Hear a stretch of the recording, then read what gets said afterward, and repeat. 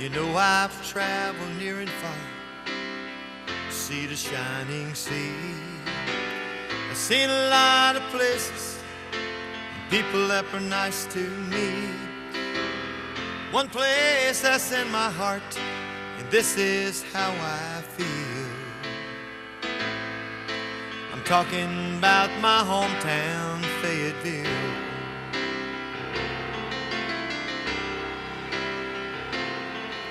She's nestled in the sandhills on a river called Fayetteville. Special to so many who proudly served our country here. She was named for Lafayette and known for cotton mills. I'm talking about my hometown, Fayetteville.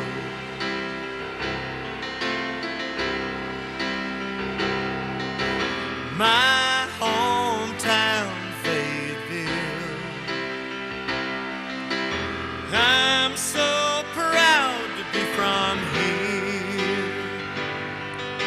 It don't take long when you're away from home to find out how you feel. It's always good to come home to Fayetteville.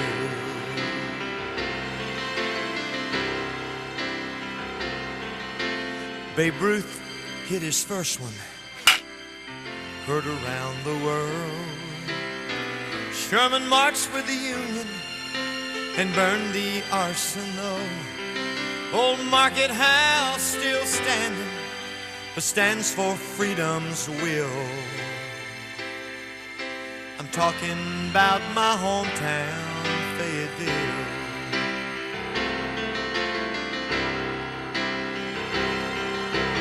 My hometown, Fayetteville.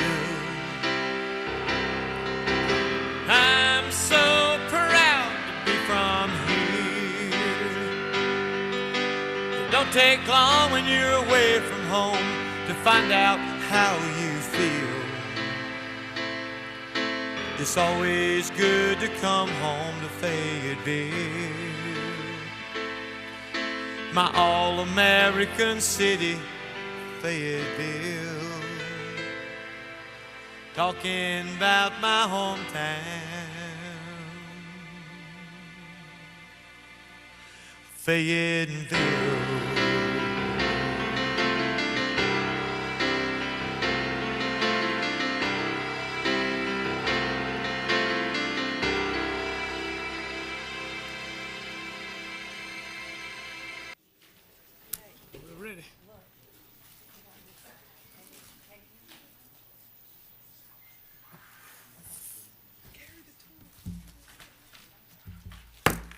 Good evening. I'd like to call this June 8th, 2015 regular City Council meeting to order, please. Ask for Pastor David Camps of the Mount Calvary Missionary Baptist Church to come forward, please.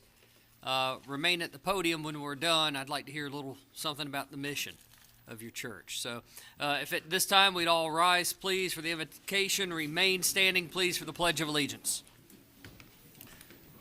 Let us pray. God of all creation, we thank you this day and the many blessings we have received. We thank you for the people with whom we have been in contact, our family, friends, and strangers. We thank you for the ability to use our minds to discern your will and to work to create a strong and healthy community. We thank you for our community and those who serve it, for those who teach and for those who protect, for those who clean and those who repair, for those who work in parks and those who work on the roads, for those who plan and those who make plans happen, for those who heal and for those who counsel, for those who govern and for those who elect, for all who live into the best example of what it means to be a citizen. We pray for all of our community who are hungry, unemployed, and uninsured. We pray for all in our community who are mentally and physically ill. We pray for all in our community who live in violence. For these and all the burdens of our larger community, Lord, hear our prayer. As this meeting begins this evening, I pray for each person here. Give each person clarity of mind, creativity, passion, due diligence, integrity, and a sense of humor. Give them listening ears and thoughtful words. Give them the presence of mind and an open heart. And all God's people said, Amen. To the flag of the United States of America and to the republic for which it stands, one nation, under God, indivisible, with liberty and justice for all. Pastor Camps, tell us something about what you do at the Mount Calvary Missionary Baptist Church. I am the senior pastor of Mount Calvary Missionary Baptist Church at 4320 Doc Bennett Road, right next to the airport. We're here to serve the community, serve the needs of the people. At Mount Calvary, we have a clothing closet that's open 5 days a week and on Sunday. We also have a food bank where we also have food every single day at the food bank. We also feed the seniors every morning and for lunch. We have a tutorial program, everything that we have to improve the community. We have adopted several schools in the area where we call Souls to Soul. Those children that need sneakers, we will provide sneakers. All the social worker would have to do is call us. So we provide a spiritual environment, and we're there for the community as well. Thank you for joining us this evening. You're quite welcome.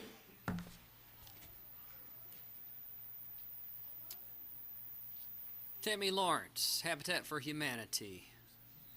Hey, Tammy. Good.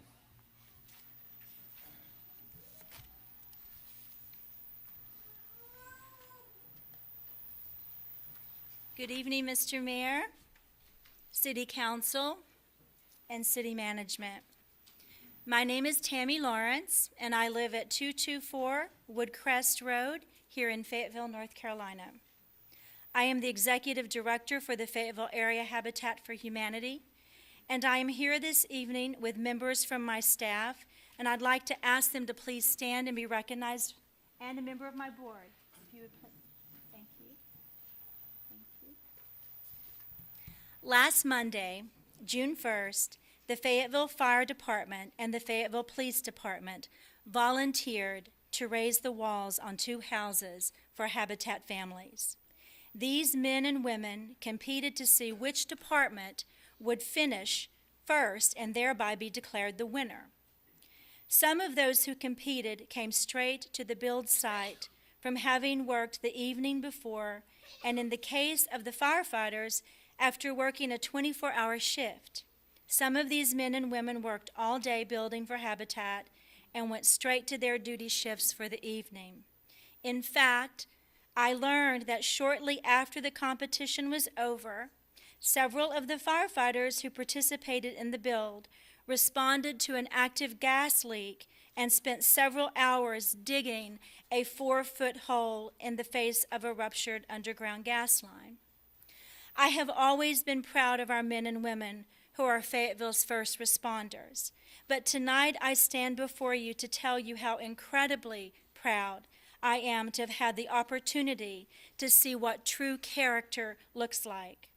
As the men and women worked in 90-degree weather, I saw the firefighters carrying water over to the police officers and sharing their misting fans. And when the competition was over, with the firefighters finishing first, the police officers kept working. When I went over to tell them the competition was over, they responded, "Yes, ma'am, but we're not stopping until the job is done." So I'm here this evening to say thank you for vetting, hiring, investing in, and training these men and women who serve this city as a police officer or a firefighter. Not only do they put themselves in harm's way for the citizens of our community, they exhibit true professionalism and character. They give back to this community. They give back without complaint. At the end of Monday afternoon, their giving back gave 2 families who did not have a home of their own the American dream. These brave men and women enabled two families to not only obtain the dream of a home ownership, but also created the opportunity for those families who, by the way, worked alongside the first responders to see that these firefighters and police officers are men and women who believe in creating a better community for them. And that's about as personal as it gets. So again, I thank you for your leadership in managing our heroes. Miss Lawrence, Yes, sir. you said that the firefighters are carrying water. I saw a picture where they were carrying something else. It was quite an eventful day, I will say. They worked hard, but they had a lot of laughs. And I would have to say that one of my key moments was when Chief Medlock went over to handcuff one of the firefighters to slow them down. And the firefighter just picked him up and threw him over their shoulder and carried him back over. That's what I was referring to. It was Thank you so you. much for your partnership in this community, and since you've said it, thank you so much to the first responders and our police department as well, fire department for doing what you do for the community. Mr. Mayor, Mr. Crisp, this is kind of off, but I need to point this out because I don't think a lot of people know this. I'm going to ask Ms. Donna Decker to stand. Would you stand, please? She's a member of the staff of Habitat for Humanity. This lady, I want y'all to look at her. She has climbed Mount Everest. How about that? multiple times. Thank you. All right. I ain't going to that mountain. I ain't going to that mountain. All right, Miss Lisa Reed, our Director of 911, please come forward. Mayor Pro Tem Davey will meet you at the podium.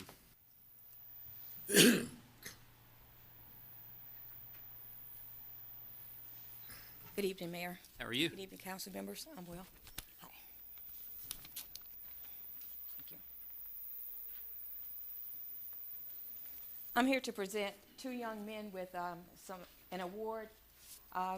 Recognize them for their honor, courage for 911 call. I've invited a friend along to help me present these awards. This is our Reddy Fox, our mascot for 911. I'd also like to ask Kawana McNeil to also come up. This first one is for Ethan Corbin. Okay. Yeah, that's the award here. On March 19, 2015, at 18:39 hours, 7-year-old Ethan Corbin called 911 in regards to a medical emergency. Public safety call taker Kawana McNeil answered that call. Ethan communicated that his father had a heart attack. When asked to tell exactly what happened, Ethan said that his father had fallen on the kitchen floor. The call taker promptly gained the necessary information, initiated dispatch, and provided life-saving instructions for CPR. While reassuring him and letting him know that help was on the way, Ethan was able to readily provide him with life-saving instructions and get help to his father before responders arrived. So for that, we honor Ethan for his quick thinking, courage, and proper use of 911 in an emergency.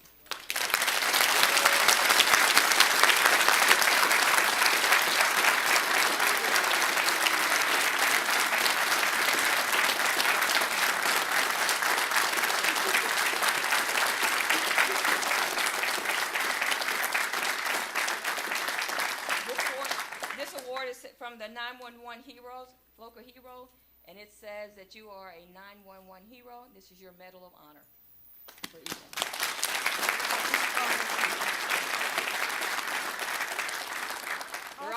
Go ahead. Also, Ethan, we have a certificate of recognition for your great efforts in the city of Fayetteville. And we're just so happy for everything that you've done, and also a coin from the mayor of the city of Fayetteville.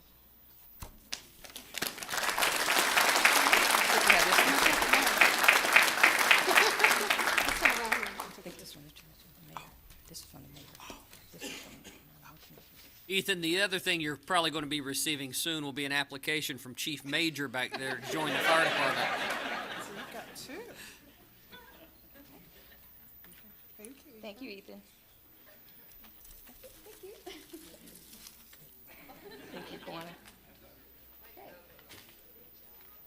Next, I'd like to ask, what's your name again? Marilyn Henson to come up. You guys probably recognize Marilyn Henson from all over the news. She's one of our celebrities. Remember the call from Mr. Blackman that needed food? She answered that call and took food to Mr. Blackman. And she's been on international news. She's one of our local heroes. All right, so this next award is for Zion Howell. On April 8th at 12:28, 12-year-old Zion Howell called 911 in regards to a medical emergency. Public safety call taker Marilyn Henson answered that call. Zion communicated that his 83-year-old grandmother was unresponsive. In spite of being scared, he provided all the necessary information and remained calm and cooperative. The call taker initiated dispatch and provided instructions on how to get his grandmother on a flat surface and started CPR.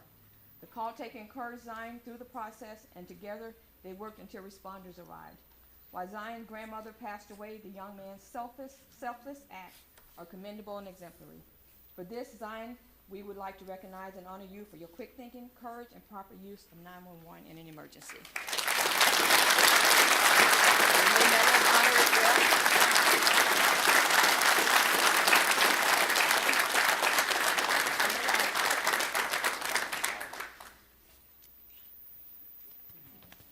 We've got two certificates here, a certificate of recognition from the Fayetteville Police Department and also a certificate of excellence from the city of Fayetteville, a coin from your mayor and city council.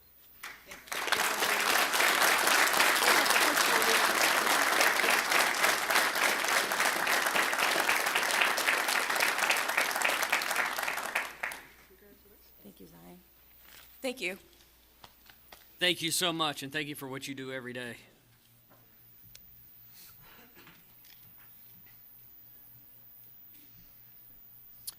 Would like to also recognize County Commissioner Charles Evans, which we'll be hearing from shortly, but want to, whenever we have elected officials in the audience, I like to recognize them. Mr. Evans, raise your hand so everybody knows where to throw stuff at. Welcome. Council, this time I'll go to item 5.0, which is the approval of the agenda, and recognize Mr. Crisp. Mr. Mayor, if I may, I would like to motion to change the order of the agenda and one correction. Yes, sir. I would move that we move the public forum from 9.0 to 7.0, and that other items of business become 8.0, and the adjournment become 9.0, and one correction in 6.06. Do I do that at this time? No, sir. That will be done at the approval. That is my motion to rearrange the agenda. Is there a second? Second by Mr. Wright. Any questions on the motion? Seeing none, council, I'll ask for your vote, please.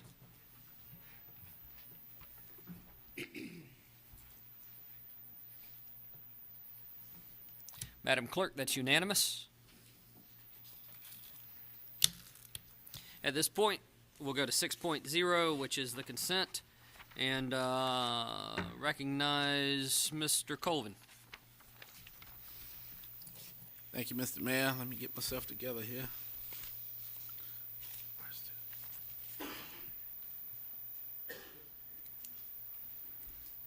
Mr. Mayor, I want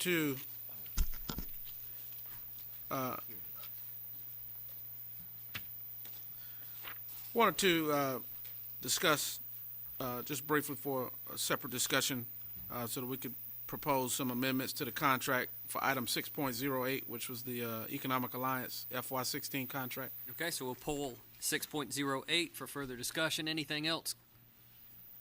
Yes, sir. Mr. Crisp? Yes, sir, Mr. Mayor, I'd like to bring to the attention of all that there are 3 corrections needed in 6.06. Okay. So 6.06 will be approved with the corrections at the approval of the consent. Yes, sir. Okay? The corrections are there are 3 in the wording of one of the clauses in this draft contract, the word 60, 36 months. The word 60 needs to come out, and the draft as edited, as shown, states June 2015 to June 2015, and that needs to be 2016 Okay. on both cases. Okay. That is those corrections. Thank you, Mr. Crisp. Ms. Jensen. Yes, I'd like to pull 6.04, or do I just go ahead and, Nope, we'll pull that off for discussion okay? and a separate vote. So with the exception of 6.04 and 6.08, I will entertain a motion to approve the consent with the corrections noted. That's Mr. Colvin with a second by Mr. Wright. Any discussion on the motion? All right, seeing none, council, I'll ask for your vote, please. Madam Clerk, that's unanimous. All right, we'll go back to 6.04. Ms. Jensen. Yes, Mayor, I'd like to make a change in the motion of, I would like to implement the reduced transit fare fee schedule for Cumberland County Court programs effective immediately opposed to the July 1, 2015.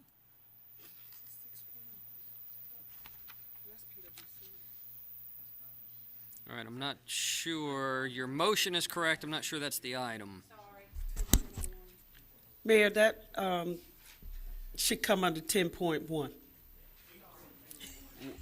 Which is now 8.01. Yes, sir. Okay. I'll amend, Okay. take that back. So, the council, for approval of 6.04, I'll entertain a motion for that. I make a motion that we approve 6.04. Okay, Ms. Jensen. Second.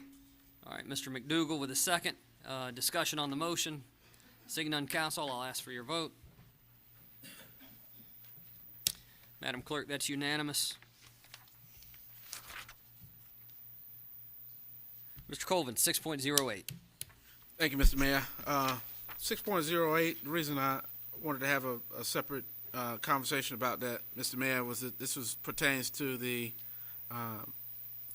agreement of services between the City of Fayetteville and the North Carolina Alliance program through the Chamber.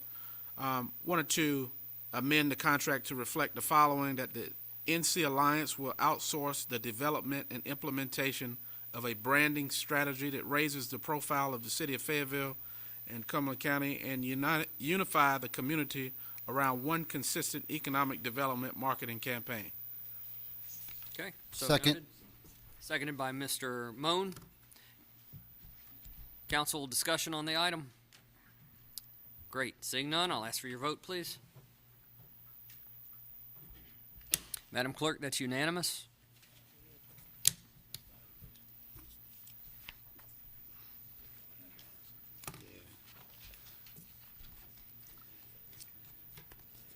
At this time, we will move into the public forum.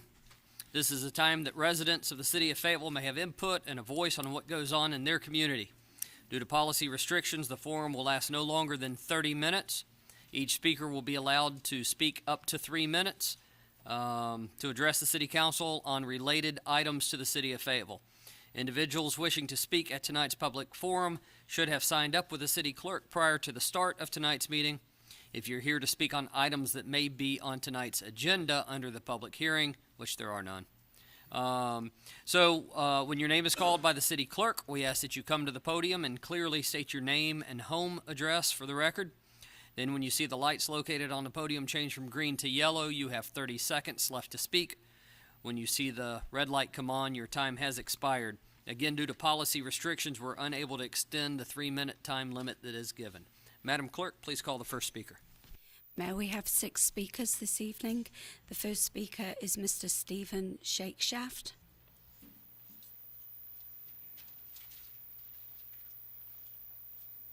My name is Stephen Shakeshaft. I reside at 534 Malloy Road, Lumber Bridge, North Carolina. However, as you can see, I've spent the last 10 years residing at various fire stations throughout the city.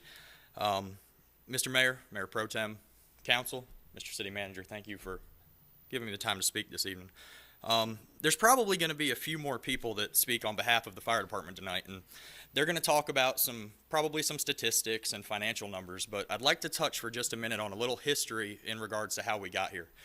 I was doing some research on what to talk about this evening, and I found something interesting.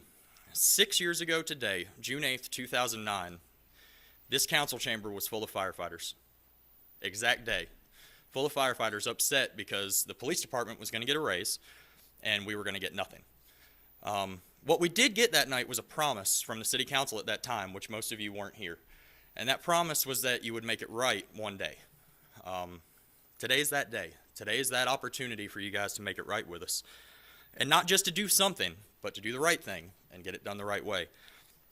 I've spent 3 weeks trying to understand this pay plan that came out originally, and I spent a 2-hour conversation with the fire chief trying to understand how it worked. And what I saw was there was steps and there was raises, but it wasn't exactly how it looked and how it was fixing the underlying issues.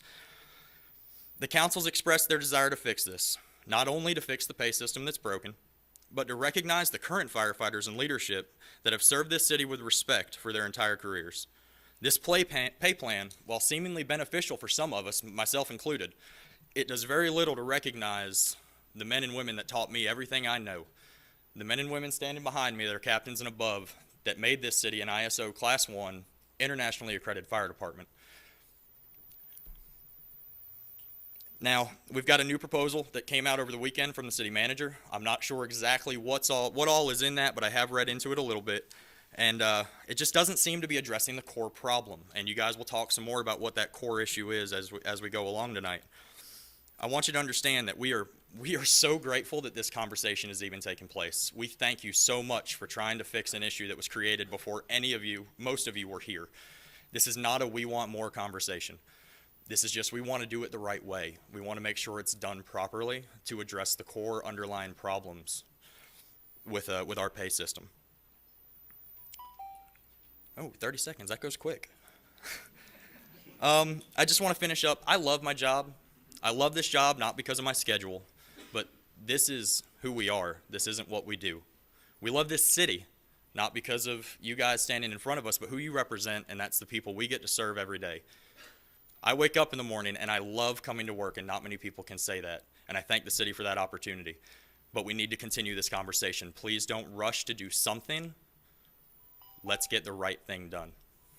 Thank you. Thank you very much.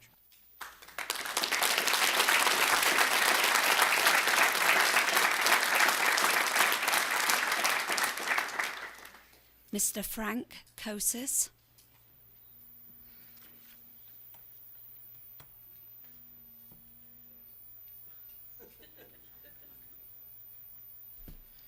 Good evening, everybody. Frank Kosis, 144 Bellhaven Drive, Whispering Pines, North Carolina.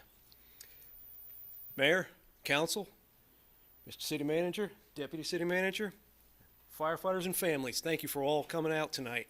We appreciate this. Lieutenant Shakeshaft hit some very key points. I had something prepared. He just wiped it out completely. But what I'm going to say is I've been an employee here for the city for almost 15 years. I've seen a lot of things.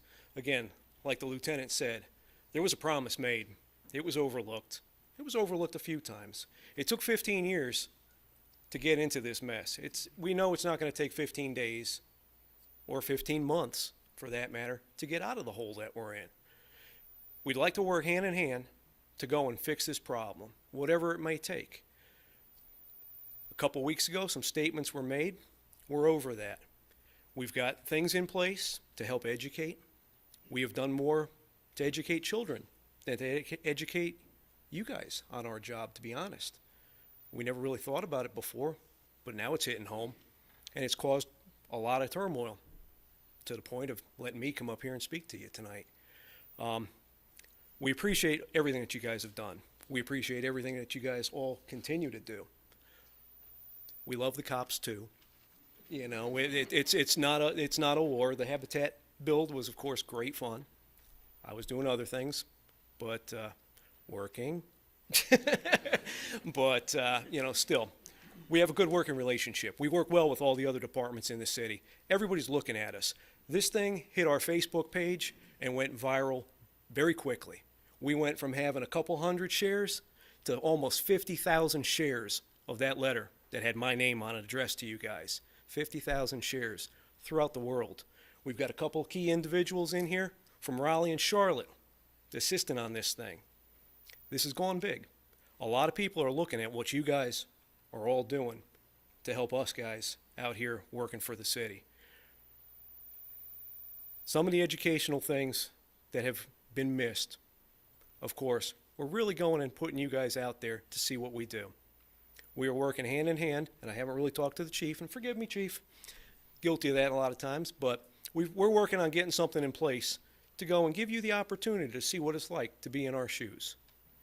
Not sleep in the firehouses. Yeah, I see it. Not sleep in the firehouses, but to at least get a feel for what our job is. I hope you all take a good look at it and take it home and think about it. We'll make the offer very soon. Thank you very much. Thank you, sir.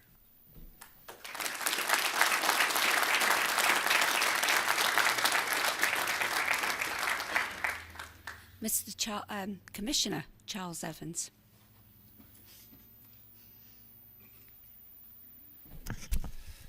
Mr. Mayor, Council, City Manager, Madam Attorney, good evening. First of all, it gives me a great honor and pride to be here. First of all, to thank you for what you have done thus far for the city, for the residents of the city of Fayetteville regarding transit. It's turned completely, well, not completely, but it's turned around a great deal. And so I'm grateful. And I want to thank Mr. Jeff Thompson and his commission on the Fayetteville Advisory Transit for transit, what they do as well. And Mr. Hume, because he's been a great asset to Fayetteville and making sure routes have been established where they need to be. I come just a little concerned. As a citizen, it disturbs me to ride around the city of Fayetteville and look on our major thoroughfares and there are people sitting on the curbs or standing at a stop sign, bus stop, where there's no bench or no shelter. I just happened to be at Rocky Mount just the other day, and I believe every 500 feet there was a bus stop and there was a shelter. And I'm saying that to say this, Rocky Mount compared to Fayetteville, North Carolina, I believe is just a tad bit smaller and also a little bit financially, you know what I'm saying. I would like to encourage you to please find it in your hearts to do what you can to help Mr. Jeff Thompson and his team, and also the citizens of Fayetteville feel comfortable when standing there or sitting there trying to wait on a bus. Now, we talk about economic development. When a company comes, you know as well as I do, when a company comes to look at a location of where they want to be, they look at everything, parks and rec, housing, schools, everything. Transit is one that I do believe that they look at as well. And for someone to come in Fayetteville, North Carolina, and to see our citizens sitting on the curb, I don't think that we all are happy with that at all. So thank you again for what you have done. And I'm sure, Mr. Mayor, that you and council will continue to do the very best that you possibly can to make sure that everyone is accommodated as far as transit is. Thank you so much for your time. Thank you, Mr. Evans. Mr. Evans, just so you know, I believe in this year's budget, Mr. Hume may correct me, or Mr. Voorhees, I think we have 30 new bus stops and benches ordered, so we'll have some more coming in this year. And I am so grateful. Let's get some more. Thank you for being the advocate. Thank you.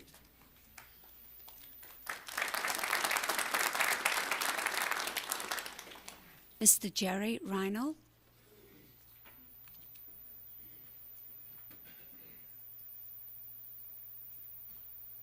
Good evening.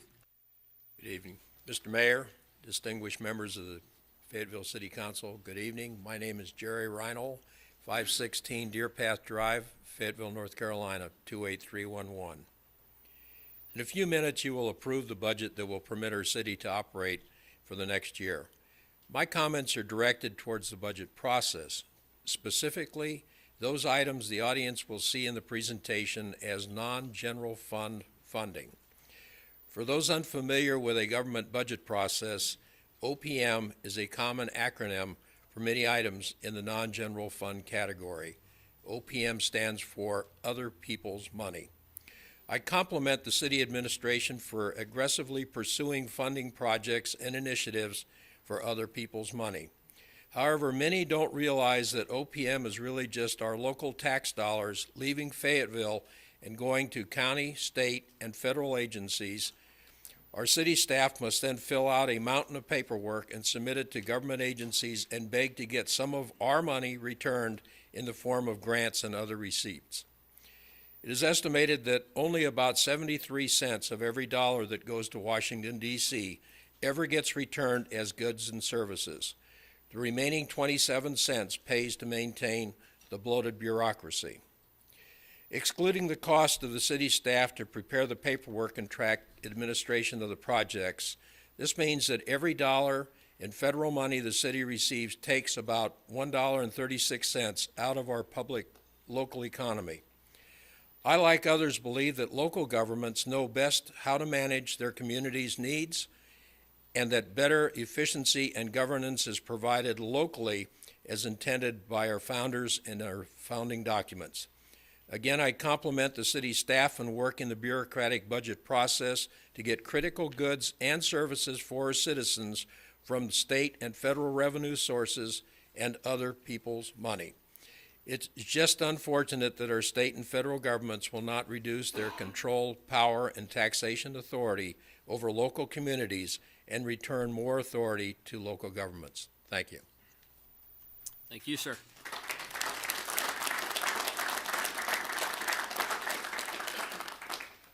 Mr. Larry Harvey.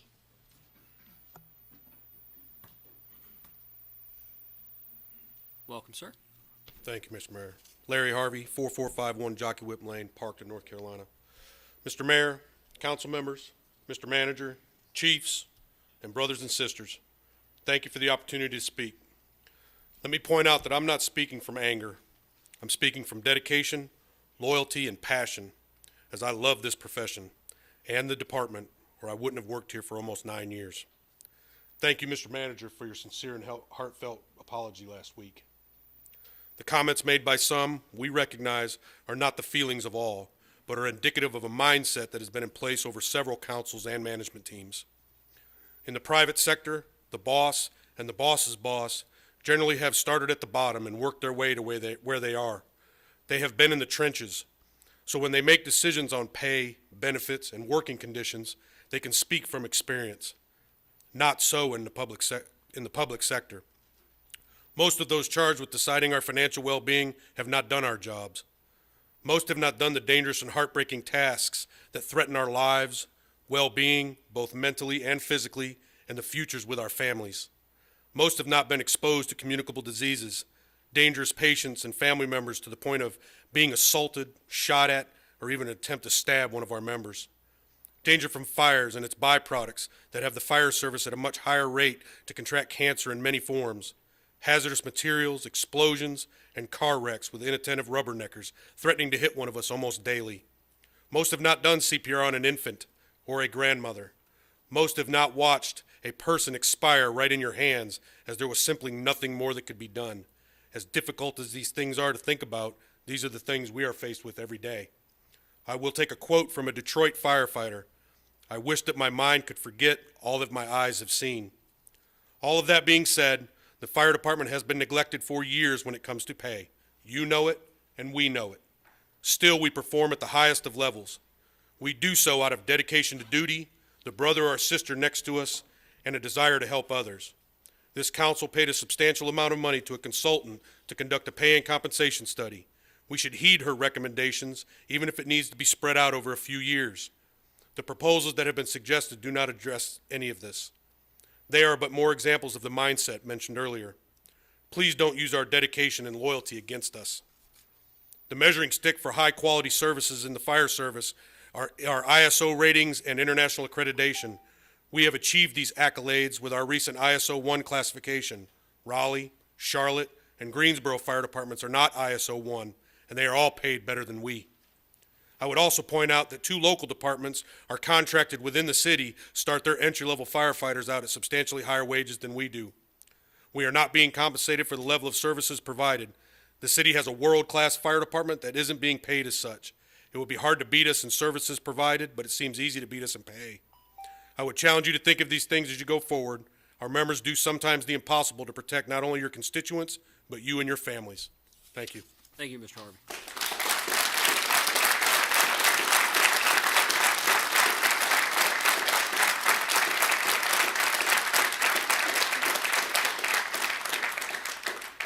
Mr. Roderick McKeithen.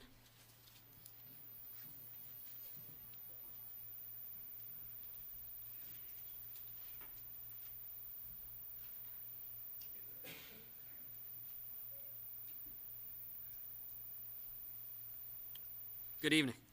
Good evening, Mr. Mayor, Council, everybody, brothers and sisters. My name is Roderick B. McKeithen, Jr. I reside at 137 John Street here in Fayetteville. I've lived here all my life. The 2 happiest days, not counting the birth of my daughter, was the day I got hired at the Fayetteville Fire Department and the day I got retired. Too long these folks have been held back. I think I've said probably more than I need to say, but those comments that were made, they should never be made ever again.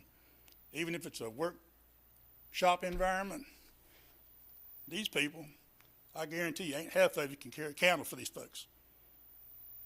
I spent almost half my working life working here, and I was proud to be a firefighter. Proud to. And I'd like to never have to think that these folks have been disrespected like they have been ever again. That's enough. Thank you.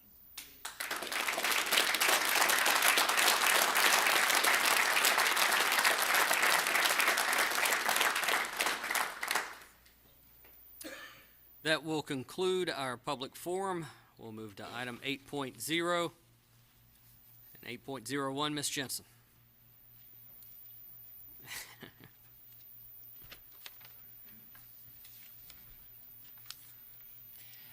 Yes, I would like to implement the reduced transit rate fee schedule for Cumberland County Court programs effective immediately as opposed to July 1st, 2015.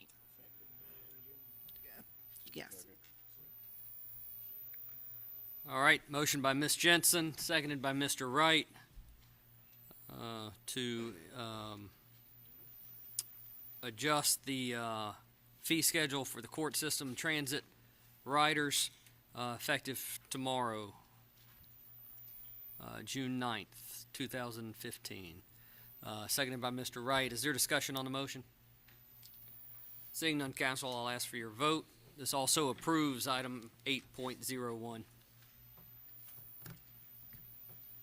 Okay, Madam Clerk, that's unanimous.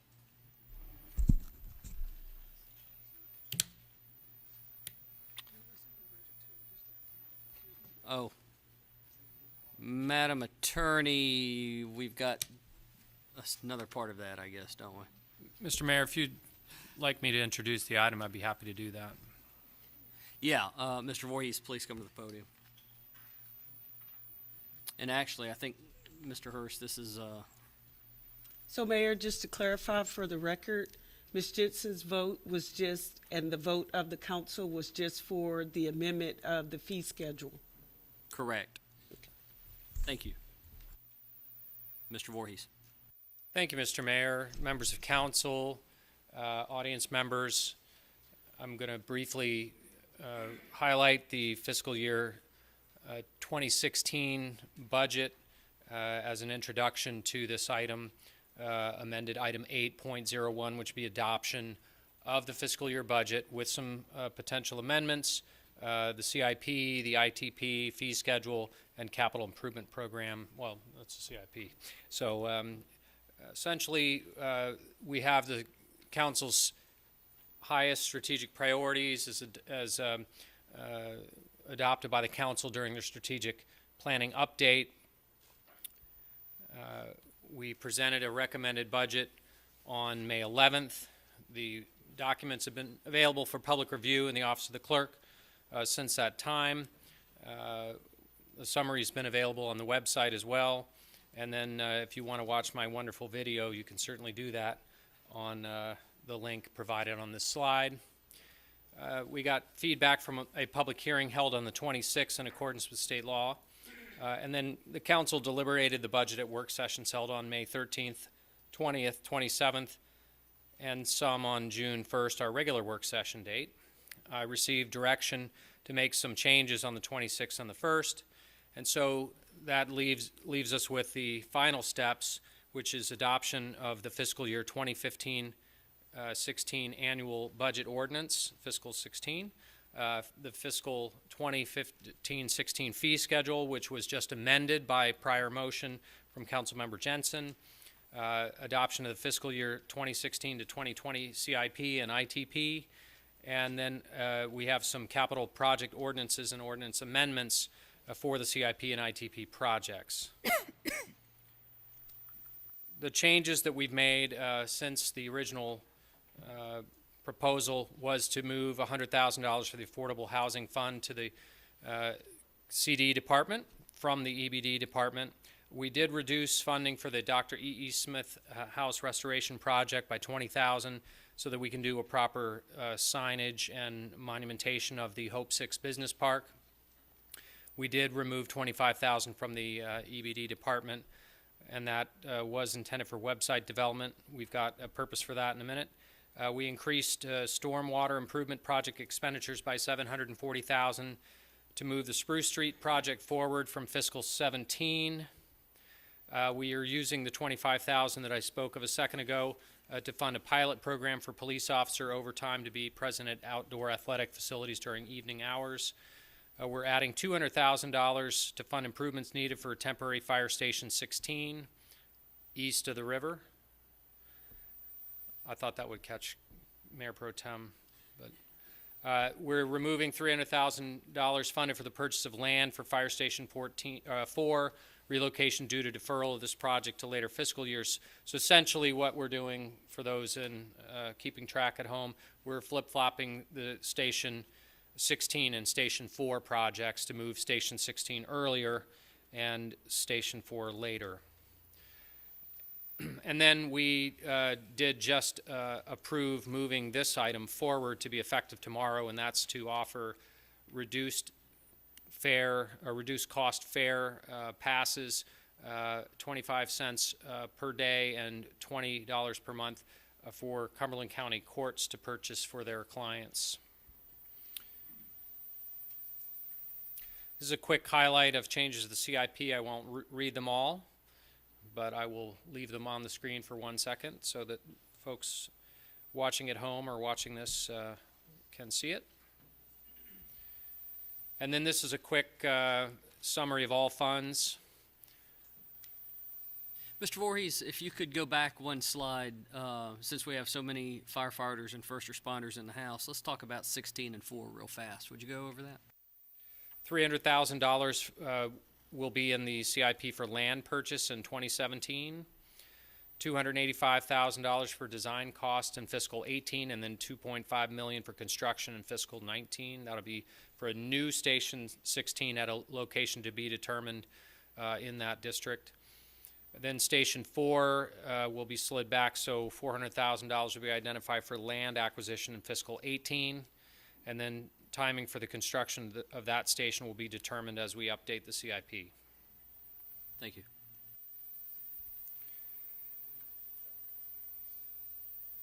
So the total budget for all funds, for all activities, including those of the general fund, our special funds, and our enterprise funds, including those that are implemented by the Public Works Commission, get to $574,324,173 in the summary. We've got a couple of small tweaks that may be offered, but this is how things were presented going into this evening. And then we recommend that the City Council move to adopt the proposed fiscal year 2016 budget ordinance, the proposed fiscal year 16 fee schedule, the proposed fiscal year 16 to 20 CIP and ITP, capital project ordinances 2016-1 through 2016-7, and capital project ordinance amendments 2016-3 through 2016-18, and those are all available online and in council agenda packages. And then one more comment I would make in response to a couple of the speakers tonight and to some of the dialogue about firefighter pay. I think it's always been the intent to implement a step plan to create some predictability in firefighter pay. A challenge is always to implement something like that all at once. That becomes a financial burden and a challenge. And so sometimes when you do an implementation, there can be a feeling of so-called winners and losers in that kind of situation. We believe that the step plan that we're implementing is a movement in the right direction, and that there are many, many winners, particularly those who are currently below the minimum steps, and that those people will be moved immediately to at least the first step on those step plans, and that is a lot of significant movement. But recognizing that there may be some people at the higher end of their steps or of their pay grade or rank that might not receive at least 2% movement during this implementation, and there may be some of the senior leaders at captain and above who feel like they're not getting as much as maybe they would like to see happen. We're recommending, or at least we've proposed some ideas out there that council's been thinking about, and so those are some additional adjustments that I understand council may be moving as an amendment that would provide some bonuses for captains and above, and some surety that no one, unless they're completely capped at the top of a band, but no one would get less than a 2% raise, and that doesn't even count the 1% initial start of a 401k contribution. So we think with those changes we're headed in the right direction, and have committed to the council that beginning in August we will pull the pay plan out and begin to look at what we do for the next year of tweaking this plan and see how we can further study the situation and make sure that it meets everybody's needs as best as we can. That wouldn't be a new consultant engagement, but more take a look at the documents and the plan is structured, and see that we make sure it's market competitive and that we have appropriate movement through the steps through a firefighter's career. So with that, Mr. Mayor, I'd be happy to take questions, but I'd be happier to sit down and have council take action on the budget. Stay right there for a minute. Mr. Crisp. Two things. If you go back to the slide concerning Station 16, right there. My understanding when I was lobbying for this was to put a temporary station out there in the Cedar Creek Road area this year. Is that the plan? Yes, sir. It wasn't on that slide, but it's on the slide that I just put up in But front I of want to you. make that perfectly clear, that we're talking about land acquisition, $300,000 for the following fiscal year, but we need to give citizens out there now the best possible fire protection available, and that's Fayetteville. Okay? The second issue, you said August. And one of the firemen that spoke indicated that I don't think the firefighters and families expect us to get there in 1 year. That's extremely difficult to do. But I think we ought to be able to get where we need to be with our firefighters in no less than 3 years. No more than 3 years, rather. So this year, and then we begin to, and I'm going to hold you to it if I'm still here. I may not be. But in August, we're going to take a serious look at this step pay plan again for our fire department. And when will we make some conscientious decisions? At our strategic retreat that's when we begin to kind of focus on our budget, which is in February. So from August, we should be able to tell our firefighters what we plan to do sometime in February with something of a concrete, structured plan to improve the step plan. Am I stating, this is my perception of where we need to go. Do you agree with that, or do you see something different? Council member, I think that sounds reasonable to me. Okay? Because I'm just going to tell you now, I'm going to say it like it is. I'm prepared to vote on this budget tonight, but I ain't happy. Mr. Mayor, I'm not happy with that one aspect. And I'm exacting a promise right now that we're going to look at this, and we're going to look at it in depth. And we're going to do something about it beginning in August. And no later in February at our strategic retreat, those that are here should have this thing nailed down to the extent that we are doing much better with this pay plan for our firefighters. This is an internationally accredited fire department, and there's only a handful in the whole country, in the whole world. I want to see that they're not shortchanged in the next 2 years. Thank you, Mr. Crisp. I Thank believe you. that's all of our goals. Mr. Moan. I think Mr. Chris summed it up. He just confirmed, the email I sent out to, you and staff and council yesterday that, we have a specially called meeting in August to delve into all the documents associated with the McGrath report, and that we added as a separate agenda item during our strategic retreat, which then drives the budget for next year. So I think you just confirmed all that. Thank you. Thank you, Mr. Moon. Mayor Pro Tem. Thank you. I definitely like to echo that information. I just also want to discuss, I don't know if it's going to be the August special meeting, but in regards to the advertising, the marketing, I know we've talked about that as a public safety need for police and fire, but more specifically, we spoke at our work session about how we can do to make sure we're getting people recruited, getting it more exposed in the school system. City Manager, when do you think that is something that may come back to us in regards to that aspect? I'd have to ask our two departmental chiefs to give me some more specificity on that, but given the time frame of August for this pay plan discussion, I would think there's a fairly good chance that we can bring some of those issues forward at that same time. Thank you. Mr. Hurst. Thank you, Mr. Mayor. If the council is so inclined to go ahead and I'll make a motion. I have one point, Mr. Hurst. Okay, thank you, Councilmember Hart. Go ahead, sir. Thank you, Mr. Hurst. Mr. Mayor,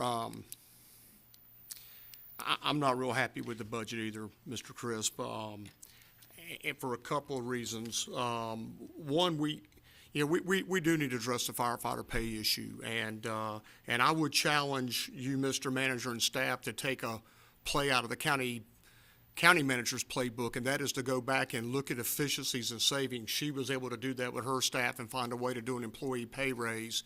And so I know the budget's a zero-sum game, but the easy answer is to come back in and ask for a tax increase. And I would tell you, don't take the easy road. Let's look at how we can generate efficiencies, and one of those ways may be in environmental services. I continue to get complaints about trash and environmental services, and yet we continue to put money in the budget year after year, buying new equipment, buying new stuff, and it's the same complaint.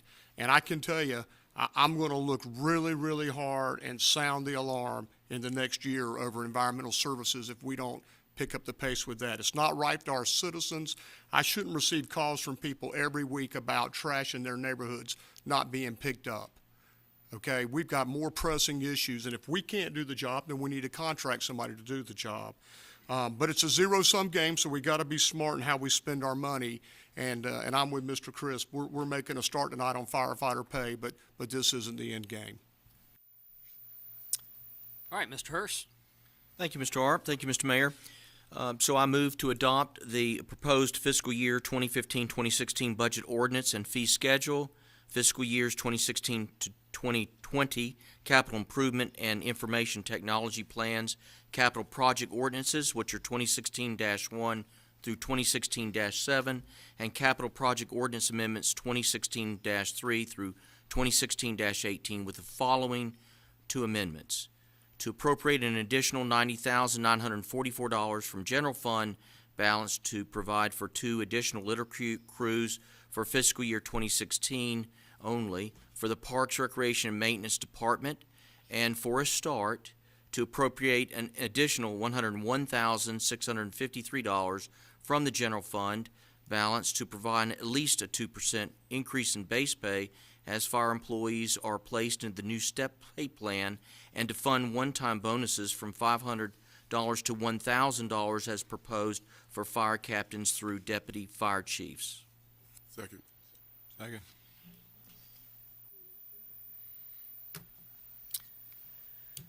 Okay, thank you, Mr. Hurst. Heard a second by Mr. Wright. Council, is there discussion on the motion? All right, seeing none, I'll ask for your vote, please. Madam Clerk, those lights went up pretty fast. Congratulations, Council, and Mr. Voorhees.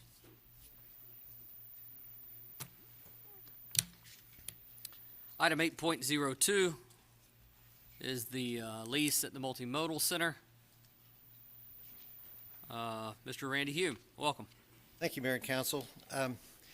Last work session, as I updated you about the Multimodal Center, I mentioned to you about the interest now of Greyhound being a part of our transit center and the Multimodal Center. There were some issues that were raised. I just want to mention the main reason we brought this forward is that we have talked to them. We have not made any sort of proposals yet in terms of negotiating a lease rate because we needed that authority from you. This is a concept that would enhance the center as a multimodal center because we'd have more modes involved. It would provide a good source of revenue in that we would be filling a space that was intended to be leased out. But there were some issues, and we've talked to transit systems. I've talked to transit systems around the state that have combined transit centers. Also have the police chief has done some work in terms of crime statistics at our current station as requested, and a projection as to what that impact would be at our at the future station if it moved. And Chief Chandler is here to provide that information to you. I would say that what I have gathered from it is that most transit systems have found it to be a good revenue producer. There are challenges. And I think Chief Chandler will tell you that we would anticipate there'll be more police calls moved from the old center to the new center, but it would be a reduced, I think he will say it will be a reduced number of calls. And so I just want to let him make that presentation or answer any questions that you may have. Mr. Hume, would the whole center be open, because our buses stop running at 9 or 10 o'clock in the evening? Ours stop at 11 o'clock. 11 o'clock in the evening. So there would be times it would be open probably after hours, and again, we would make sure that those are responsible. And Would the whole MMC be open, or would it be sectioned off for the waiting area, and then of course the areas what they would be using would be open. But again, we would be looking for them to help pay for that security and other maintenance and everything that would be associated with those extra hours, in addition to sharing the cost of what we're already doing. Mr. McDougal. Mr. Mayor, if a motion is in order, Yeah, we've got several questions, so I'll come back to you. Mr. Colvin, you're next. Hey, Mr. Hume, if this is approved, does that give Greyhound exclusivity in terms of the type of business that they're in, or would that prevent any other of those bus companies that may be competitors from? It would not give them exclusivity. In fact, Federal Transit would not allow us to do that. So, in fact, Southeastern Coach comes in and uses the Greyhound station now. Federal Transit says we need to provide them the same opportunity. Greyhound, I know, is willing to let them use the bays that they're already using there. So it would not be an exclusive. And again, we do have Megabus already coming in to the center now and would be moving. Thank you. Mr. Hurst. Thank you, Mr. Mayor. And that was a concern of mine, including police statistics related to the impact of a Greyhound move, because I was not sure if it was the Greyhound right there on Person Street, or the bus station, and or just the location because of the hotel across the street. So I would like Chief Chandler to come up and make that presentation, please, sir.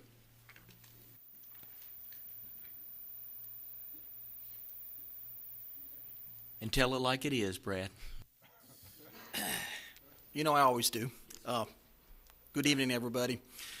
First of all, when you look at the current statistics for where the Greyhound bus station is right now, a lot of the calls of service that are coming out of that bus station are directly related to a lot of the businesses that are also in that neighborhood, and also the environment that's been created over years of basically neglect of a business community and really for social services.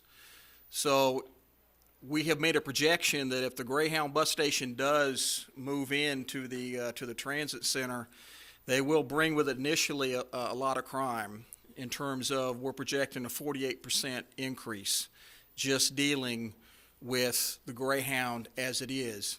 However, we also feel very confident that in that new area, we will be able to reduce that crime dramatically. And the reason being is it is a different geography over there. We'll be asking for restrictions put on zoning to allow no more certain types of stores or convenient, like a tobacco store, to go in that area. So we would hope to control the growth. And then also with our technology that we have right now, that we would be able to monitor it even more closely than it's monitored now. And we'd have the resources to deal with the problem. Mr. Hume, what has your committee said about, are they recommending? I presented to the fact committee a couple months ago. They seem very interested in it. Did not take a specific vote about whether to support it or not, because we were very much at the beginning of that. And again, we've not talked numbers, but again, as I've said, we want to make sure this is a good deal for the city. So I'm not certainly proposing that we do anything that would just make it easy for Greyhound to come, but something that would be good for the transit center and good for the city as a whole. So the FAST committee has not studied this? They've not studied it. No, sir. They've not studied it. I've presented the concept to them. I think there was interest in it, but there was not a vote or anything like that. Thank you, Mr. Wright. My question has been answered, Mr. Mayor. Mr. Arp. Thank you, Mr. Mayor. So one of my questions was answered, the presentation to the FAST study. Chief Chandler, can you come back up, please? And while you're coming up, if I recall, one of the major concerns about moving the multimodal center or developing the multimodal center in that area was the influx of crime. And so a question that I would ask is, do we currently have a comprehensive plan for how we would address a 48% increase in crime if we moved the Greyhound terminal down there? Yes, we did. First of all, when you take it out of that environment right there, that will have an impact with the environment that it's going into. So the prediction that we made of the 48% of crime was just based on the totality of the circumstance of the stats that we know that comes out of the passengers out of Greyhound. So we would be able to deal with the uptick in crime if that was in place with increased presence and technology that would be in place. Okay, and so let me ask you this: what kind of associated costs would there be incurred? Obviously this is in addition to what we're already doing. What kind of cost are we talking about? Well, first of all, there will be part of the agreement is that Greyhound will have to pay for our security. I'm not talking about the police security. What I'm talking about is private security. To be quite frank with you, at times, when we deal with the current situation, I feel that their security operations could be improved. Yeah, see, and I think that's my concern. My concern is that we're going to build this nice new facility, and we're going to bring the city's bus service in there, and then we're going to bring this other bus service, and what's the name of it? The Interstate Megabus. we're going to bring Megabus in here, and then we're going to invite Greyhound in, and they're going to come in with all the issues they have, but we're going to fund the bill for it. No, sir, the PD's recommendation to city management was that that'll be part of, Greyhound's gonna have to pay some money in terms of security, but under the city's direction, we'll determine the level of security, and it'll be a lot different than what is in place. So actually, we'll have a better control. We'll have more, we won't have, So if we agree to this, access. we have better leverage to handle the current crime issue that we have. Correct. Okay, that's a good answer. Thank you. Mayor Pro Tem Davey. Yes, thank you, Councilmember Arp, for talking about that certain question that I had. Because in regards to just having the opportunity to negotiate, the lease is pretty much what you would like from us, direction on that tonight. It's not necessarily hardcore commitment on Greyhound, but we just need some kind of leverage to meet with them to find out what funding they can bring to the table. Yes, we need to, for us to see if we can go forward with this and see what they're willing to do, we need to have authority to make a proposal to them that would meet our needs and meet the city's needs. And one of the key issues are some design changes that would be made, which they would be paying for. But we need to make those decisions relatively quickly, so it doesn't continue to hold up so it wouldn't hold up our construction. That's not holding it up now, but if we delay it, it could hold some things up, or we'd have to tear out something we've just installed. Okay, because I understand that there's crime in the location it's at right now. I had an opportunity to look at that in more detail. And even though there's going to be an possible increase in crime for a little while, there's still crime that's happening in that area where it's at right now. Okay. All right, we'll go to Councilmember Colvin and then McDougal for action. Real quick, I forgot the second part of the question. Have they stated what the plan was for the current facility that they occupy, and how will that affect, how will an empty building or empty commercial space, if they haven't planned for new occupation, be affected in an area that has crime problems, Mr. Chairman? From the first question, no, they haven't. We haven't talked about that yet. We went over several scenarios in dealing with that. I prefer to think of it as an opportunity. If you get the right opportunity to put a business or some type of an enterprise in there, that could really set off a recovery of that area. And then don't forget, Habitat for Homes, they're looking to work on B Street. They're going to start building some homes on B Street. So that's been a problem area for us. And so that corridor from Eastern Boulevard and coming down Person Street and then wrapping around B Street, if the right opportunity comes along, that would take away a lot of the crime problems in that area. That would be an economic benefit. That would be a win for the city of Fayetteville. Thank you, Chief. Mr. McDougal, before we go to you, I saw another light. Mr. Arp. Yeah, thank you, Mr. Mayor. And Mr. Hume, I'm inclined to support this exploratory effort with Greyhound. But I just want to make sure I'm clear that any kind of lease agreement that comes back, that they don't pay for the increase in crime security, I'm not going to be supportive. Thank you. Mr. McDougal. Thank you, Mr. Mayor. Yes, sir. Understanding the time constraint that this department is under, I would move that we authorize staff to proceed with negotiating a long-term lease with Greyhound to then come back to the council for approval. Second. Have an appropriate motion and a second by Mr. Moan. Any questions in reference to the motion? All right, council, seeing none, I'll ask for your vote, please. Come on, Mr. Hurst. There you go. Gotcha. Madam Clerk, that's our last unanimous second to the last unanimous motion for the night. Motion to adjourn. That's the last one.